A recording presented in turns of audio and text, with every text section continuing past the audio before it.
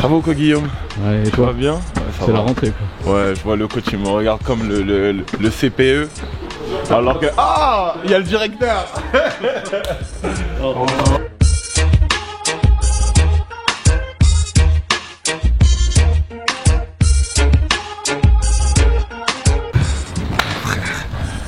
Tu vas manquer.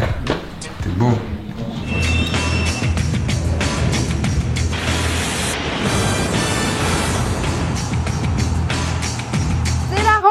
Que ça fait du bien de les retrouver, nos joueurs, et de vous retrouver dans la quotidienne. Premier rassemblement d'une saison qui nous mènera à la Coupe du Monde 2026. Si on se qualifie après ces éliminatoires, il faudra notamment passer par Ukraine-France vendredi et France-Islande mardi. Ce sera évidemment en direct et en exclusivité sur TF1 et TF1+. Nos Français à la pointe de la mode. Comme d'hab, Jules Koundé s'est mis dans le mood Tokyo Hotel, petite vibe émo. Il y avait des bleus studieux aussi à l'image de l'outfit d'Ibrahima Konaté, mais il s'est quand même mis à clasher les copains. C'est comment, maman? Tranquille. Ouais, j'étais en projet Lox ou quoi?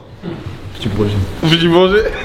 Un hibou qui ne perd pas le nord et directement il a analysé le tirage au sort de la phase de championnat de la Ligue des Champions. Il est à ça de devenir consultant dans Téléfoot. Ça dit quoi? Bien encore tranquille? Marie bien. Votre poule encore méchant en Ligue des Champions.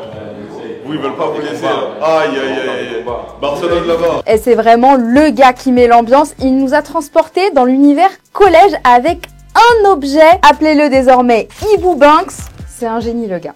Uniforme anglais, un peu. Et je me suis dit, je vais ramener un sac. Un sac d'école.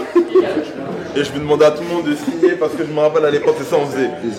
On écrivait nos surnoms, les blazes, nos quartiers, Mad Max.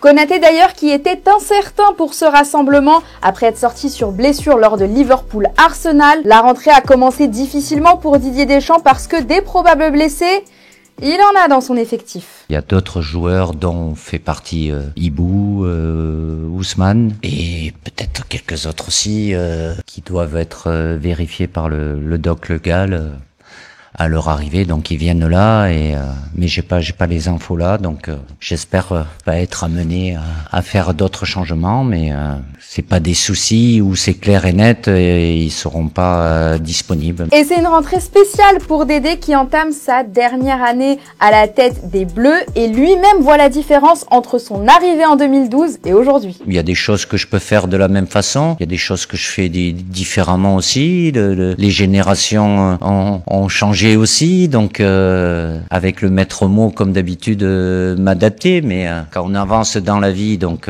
l'expérience est de plus en plus importante aussi, et ça c'est quelque chose sur laquelle je me nourris bien évidemment. Et dimanche dans Téléfoot, Thomas Mekich est allé à la rencontre de notre sélectionneur pour évoquer sa dernière rentrée. C'est un document à retrouver dès maintenant sur TF1+. Qui était de sortie hier? Eh bien les supporters. Ils ont accueilli dignement nos joueurs, surtout un joueur en particulier qui pourrait peut-être gagner un petit truc dans 20 jours. Ousmane, ballon d'or!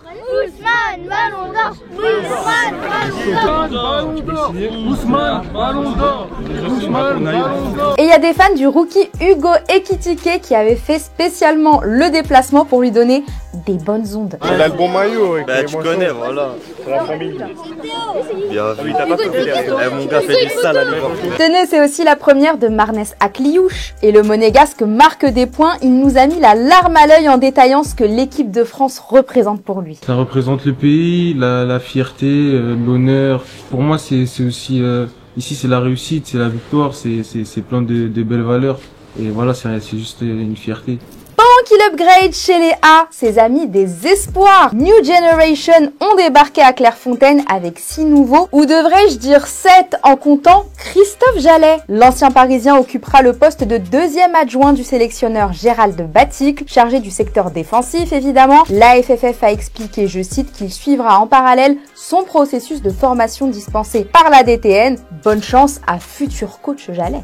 Hier soir, c'était le Money Time du Mercato. On se fait quand même un petit récap parce qu'il y a eu du mouvement. D'abord chez nos Français avec le move, celui de Benjamin Pavard, qui est marseillais via un prêt avec option d'achat de 15 millions d'euros conclu avec l'Inter. L'équipe nous confie d'ailleurs que ce transfert s'est bouclé en seulement 12 heures. Bon retour en Ligue 1 à lui qui l'avait quitté en 2016, il y a près de 10 ans. Au même moment, Adrien Rabiot a trouvé sa porte de sortie avec l'AC Milan, je fais le bilan. En échange de 10 millions d'euros, Randal Kolo Muani a trouvé chaussure à son pied. Non, il ne reste pas à la Juve qui s'est offert Edon Zegrova pour 5 saisons et Loïs Openda en prêt payant d'1 an, mais RKM s'envole vers Londres chez les Spurs pour une saison en prêt. L'Angleterre qui a explosé un record de dépenses avec plus de 3 milliards d'euros claqués cet été, dont 750 millions lors du Deadline Day hier. On comprend quand on voit que Liverpool a enfin fait plier Newcastle avec le transfert à 150 millions d'euros d'Alexander Isaac. Les Reds qui n'ont en revanche pas eu le dernier mot dans le dossier Marc Guéhi, contraint de rester à Palace qui ne lui a pas trouvé de successeur pour le laisser filer. Nos Reds à nous, les Rouges et Noirs du Stade Rennais, bouclent leur mercato avec l'achat de Breel Mbolo pour 4 ans. L'international suisse permet à l'AS Monaco d'encaisser la jolie somme de 15 millions d'euros, tandis que le LOSC a annoncé avoir recruté Chancel Mbemba, libre depuis le 1er juillet pour se relancer. Il est donc passé du loft au LOSC. C'est sympa ça va, j'aime bien.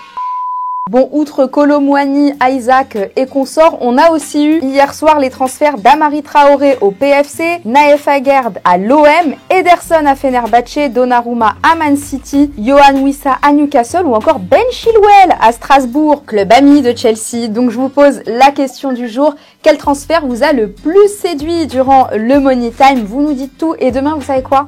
On va pas sélectionner un commentaire, mais 2, pour changer, ou pas. Avant de refermer cette page Mercato, je voulais vous montrer une petite officialisation qui nous a fait sourire. Vous vous souvenez de ça? What's my name? Eh bien, Jean Onana fait son retour au Genoa et il a beaucoup d'autodérision. Questa volta no.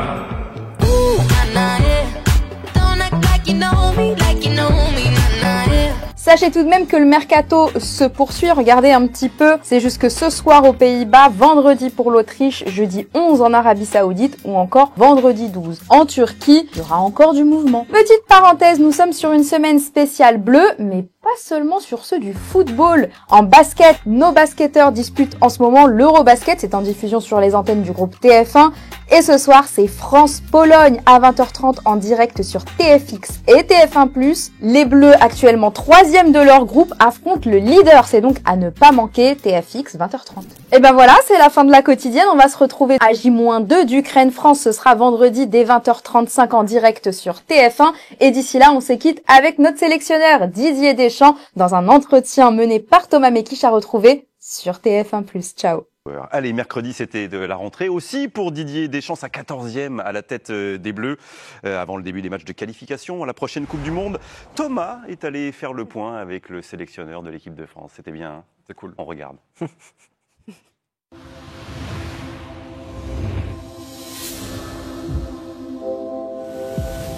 Didier, vous fêtez aujourd'hui votre 14e rentrée à la tête des Bleus. On a regardé toutes vos conférences de presse depuis 2012. Forcément très intéressant. Je vous propose de revoir une petite compile de vos 14 ans. On en reparle juste après. Cette première sélection, j'étais au début d'une cure d'amaigrissement.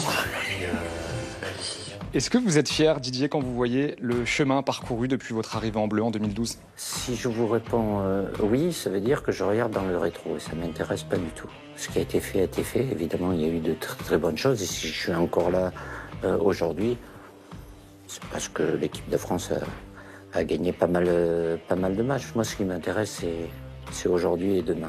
Ça vous fait quelque chose de vous dire que c'est votre dernière rentrée à la tête de l'équipe de France? Je n'ai même pas pensé. Je profite à chaque moment, parce que ça aurait pu s'arrêter à tout moment aussi. J'ai toujours cette notion d'être privilégié. Mais certains qui ont des émotions peut-être un peu plus